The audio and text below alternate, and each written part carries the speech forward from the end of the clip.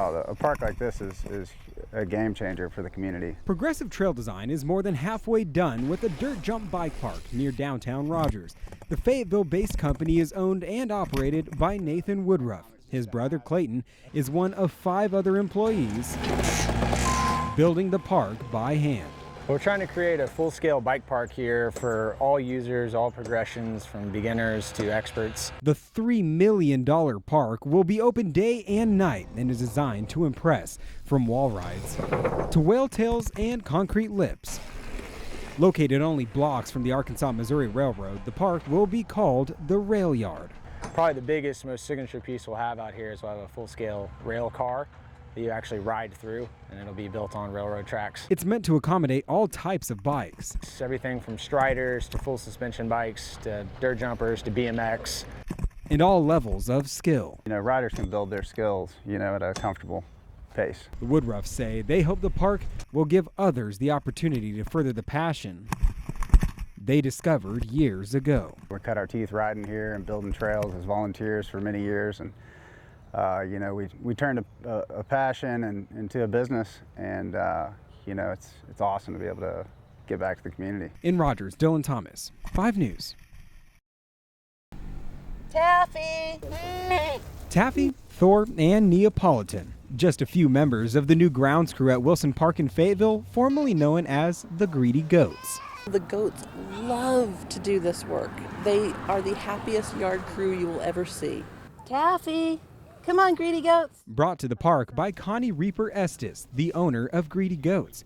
She says she volunteered the services of her goats to the city after they ate all the invasive plants on her own property. So now I need to go find more for my goats to eat. We brought the goats here to fight the invasive plant species that the park is having a lot of trouble with. A task that the city of Fayetteville says needed to be handled. We're looking for new ways to tackle that problem. It's another way of taking care of plants that are troublesome to people. These goats really hard at work. A dozen can eat 500 square feet worth of plants every single day. Right now they have 18. Goats are the natural predator to poison ivy. They love it. It doesn't hurt them a bit. It's like candy to them. There's something that's fascinating about them. Those involved say that it's just a fun, cheap, and environmentally clean way to handle the issues at hand, while also taking out the hassle of humans doing the work. Humans, it's really quite a chore for us to get in there and hack away and clear out all this vegetation. Which is why, if the experiment goes well, the city says they would be interested in using the goats in other parks as well. We're really hopeful that it goes really well, and if it does, then there's a possibility we could have goats in the parks in the future. In Fayetteville, Dylan Thomas, 5 News. For many, opening the floodgates at Beaver Lake is a sight to see, something to hear, something to feel. Millions of gallons of water spew from the gates, something that's impressive to experience for a tourist, but to fear for nearby residents. I'm a little nervous about this. I just get a pit in my stomach, and I can't shake it. Mary Hood lives downstream, alongside the White River. Everybody else, they can just let it flow by them, but I know things can happen because I've seen it.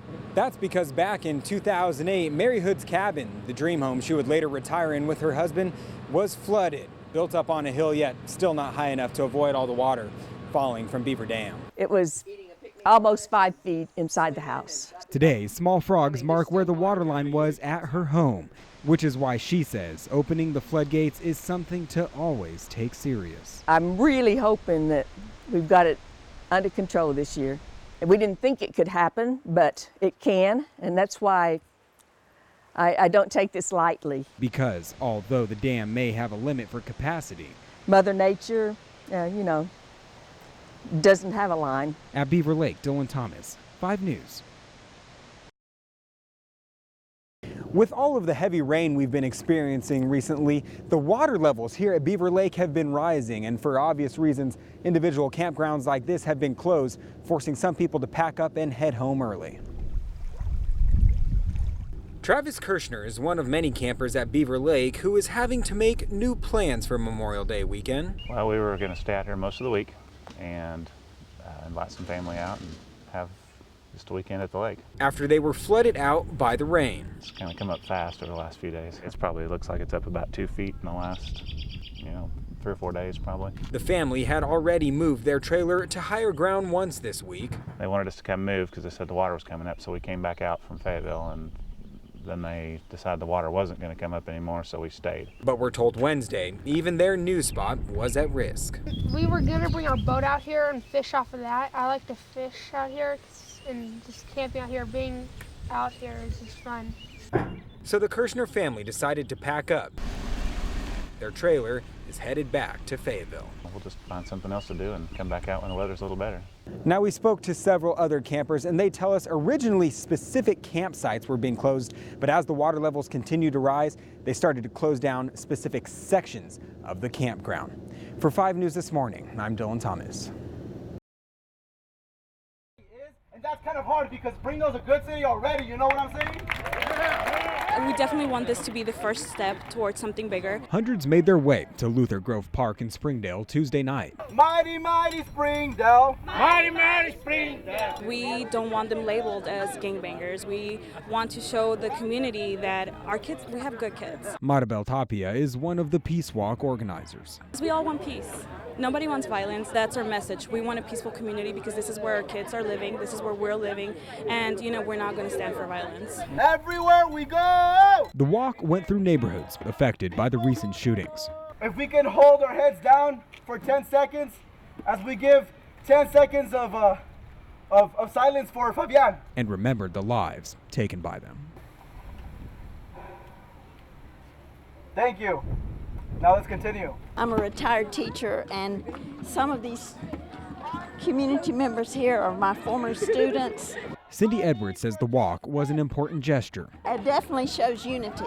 And others, like Kelly Carruthers, add that the walk shows city leaders the community supports their efforts to put an end to gang violence. Show a force of strength and peace in our community because Springdale's not a violent place, and we just wanted to show support for all these young people. I think it's a great step.